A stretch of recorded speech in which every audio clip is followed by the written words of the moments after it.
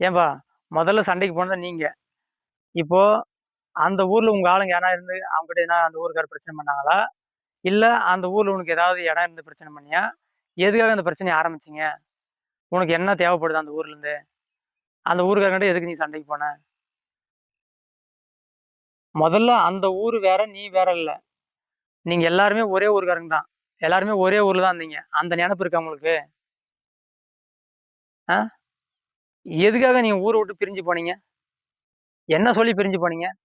எங்களுக்கு வாழ்றதுக்கு எங்க இடத்துல போய் நாங்க இருந்தா எங்களுக்கு வாழ்றதுக்கு வசதியா இருக்குன்னு போனீங்க.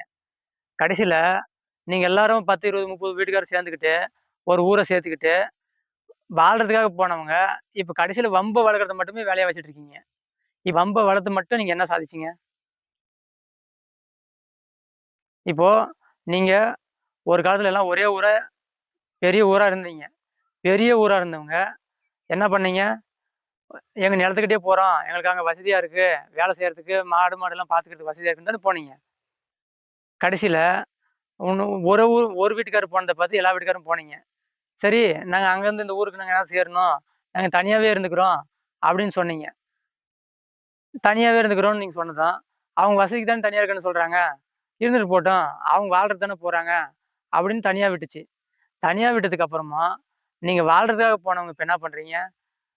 அக்கம் பக்கம் இருக்கிற ஊர்ல இருக்கிறவங்கலாம் வம்பு பண்ணிட்டு இருக்கீங்க. வாழ்றதுக்கு தான் தனியா பிரிஞ்சு போனீங்களா?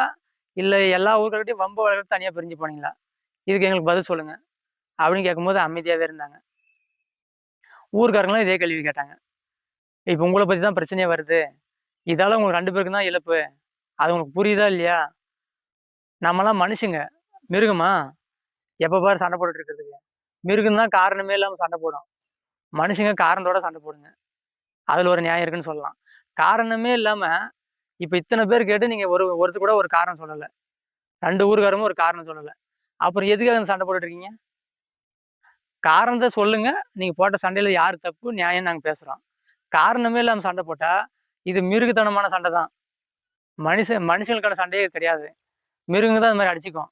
அதுங்க எதுக்கு அடிச்சுக்கிட்டு இருக்குன்னு அதுங்களுக்கும் தெரியாது. அது வேடிக்கை பார்த்த மனுஷங்களுக்கும் தெரியாது. இப்ப நீங்க மிருகமா? மனுஷங்களா? நீங்களே சொல்லுங்க.